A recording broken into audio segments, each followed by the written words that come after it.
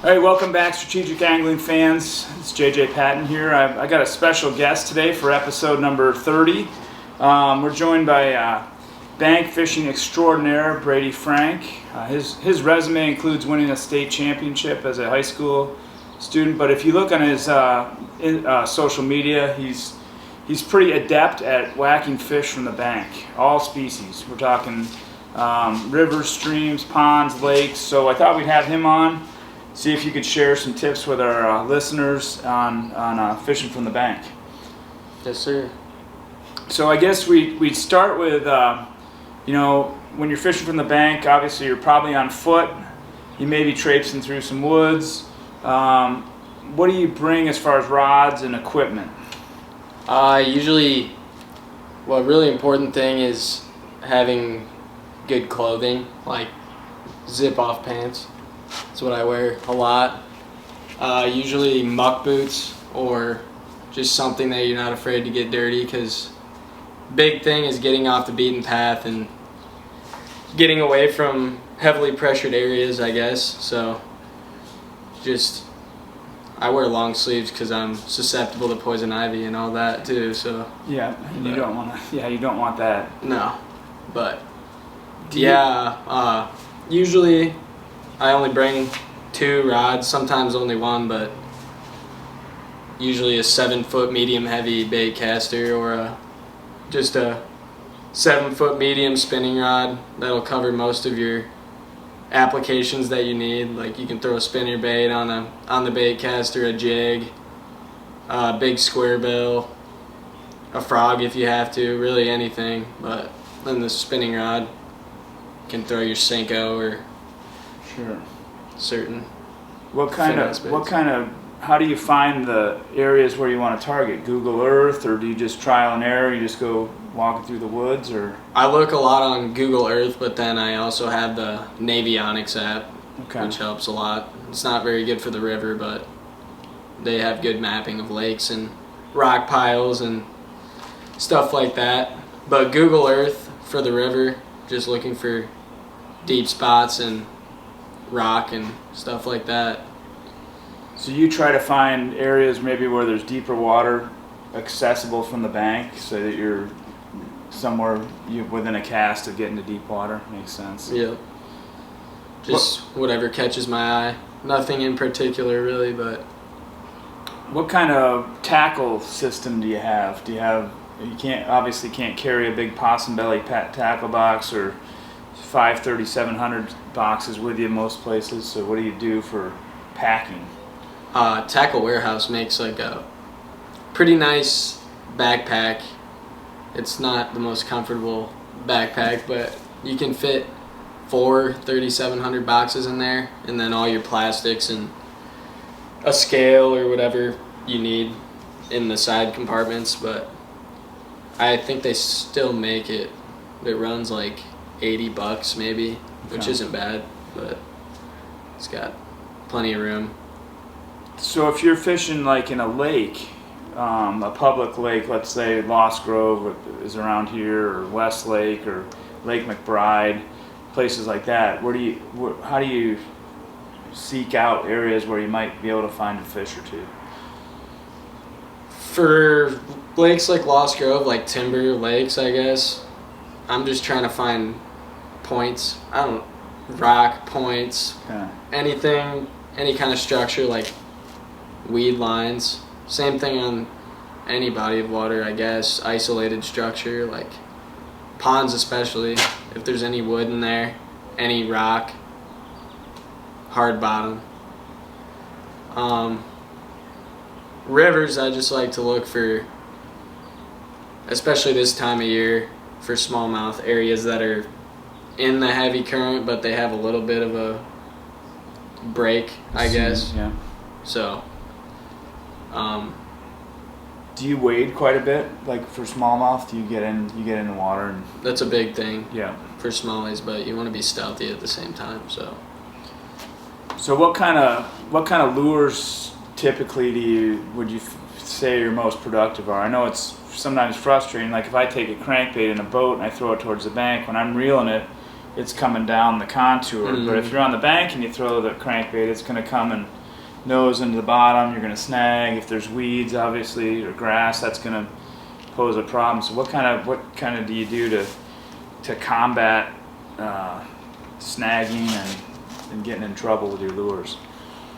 One thing is paralleling the bank as much as you can instead of bringing it directly back towards you. But as far as crankbaits go, a square bill, that's your best buddy from the bank, I feel like.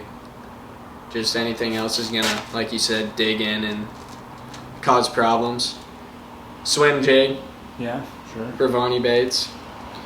Always. Good swim jig, yes. We've talked about them on here before. Obviously. Yeah, a couple times. Yeah. Versatile and pretty much snag proof for the most part. Yeah, you can really fish it anyway. You can fish it on top, burn it, crawl it, and that would come right up the bank. That would be a good bank. It's been a long time since I fished off the bank. Once you kind of get in a boat, it's kind of the opposite. It's a lot different. Topwater frog, of course. Hollow body frog. You throw that around heavy structure. You don't really have to worry about getting hung up on anything. Just really, I would say the number one tip is throwing something that not many other people are throwing from the bank, because it's going to be more highly pressured. The fish are more used to lures coming from that direction as opposed to on certain bodies of water, I guess, at least. Like rivers that I fish, smaller rivers. But so when let's say I'm fishing off a bank and I walk up to the side of the bank, as soon as I get up there I see 5 fish scoot away. Is there anything you do do you wear different colors or sky colored colors, or crawl on the bank, or walk softly, or even when you're wading, you're kicking rocks over and making a mess? Is there anything you do to not spook them? yeah, you can. A lot of the places that I fish have like undercut banks, I guess. So you're trying to stay close to the bank, as close as you can to that, just blend in with everything, wear neutral colors, because those fish see people walking the shore all the time, and that's probably one of the biggest mistakes people make, is just walking up to spots without being cautious whatsoever, making noise. Not that noise isn't really as big of an issue as them seeing your silhouette, I feel like. Yeah. Okay. Neutral colors, for sure. What's the biggest mistake you see if you pull up to a place and somebody's fishing your stretch and they leave? And what's the biggest mistake you see people make that prevents them from catching things? Definitely being too obvious with their, just like throwing a shadow on the spot, or wearing a bright red shirt or something like that, or throwing the same bait that everyone else throws in that spot. Like, obviously a spinner bait gets thrown all the time. Yeah. Probably a jig gets thrown a ton. Not that it doesn't work still, but I don't know. Do you throw a lot of finesse? I downside? do like to finesse. Yeah. Just, I feel like it's effective in heavily pressured areas, but there's a time and a place for everything, I suppose. I think a lot of those streams, the forage isn't very big. You're looking at little crawdads. There's not big schools of gizzard shad swimming around, so it's mostly, chubs and river minnows and things like that. So it makes sense that you'd want to mimic the forage at hand. Yep. So anything else you wanted to share with us? We really appreciate having you on, and you guys got to definitely check out his social media pages. It's just hog after hog of multiple species and multiple different places. It's pretty cool. So it's pretty it's eye candy for a fisherman. Yeah.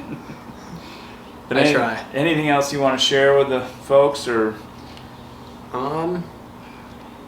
I guess one other thing that I didn't talk about is line visibility. I see a lot of people throwing like straight braided line in super clean water. That's a bright color. Yeah. And you're just really not going to catch big fish if you're throwing. You can be throwing the best bait for the time, and you still won't catch fish on bright green line and water with good visibility. But that's just, I like to tie leaders. That seems to. You put a fluoro leader on it? Yep, good. Yep, even on my bait casters, really. Or just straight fluoro, but Yeah. it gets expensive. Yeah.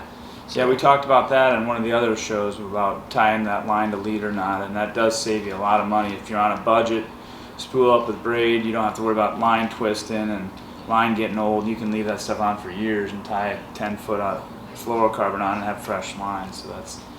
Yes, sir. All right. Well, we appreciate having you on. Thanks so much for coming Thanks for in. having me. Yeah, and we'll look forward to seeing some more pictures on the Instagram. For sure. All right, man. Thanks. You bet.